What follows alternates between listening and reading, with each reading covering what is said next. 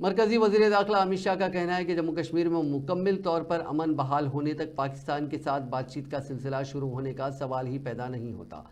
Conference और national conference के इंतखाबी मंशूरों को हदफ तनकीद बनाते हुए उन्होंने कहा कि जमातें जम्मू कश्मीर में पुराने सिस्टम को वापस लाना चाहती हैं। उनका कहना था कि असम्बली इंतखाबात के बाद जम्मू कश्मीर के रियासती दर्जे को मुनासिब वक्त पर बहाल किया जाएगा। क्या आने वाला चुनाव एक ऐतिहासिक चुनाव है।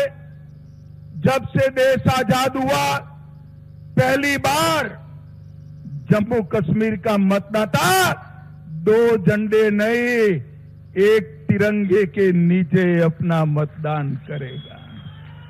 पहली बार दो संविधान नहीं, भारत के संविधान जिसको बाबा साहेब आम्बेडकर ने बनाया, इसके नीचे हमारा वोटिंग होने जा रहा है।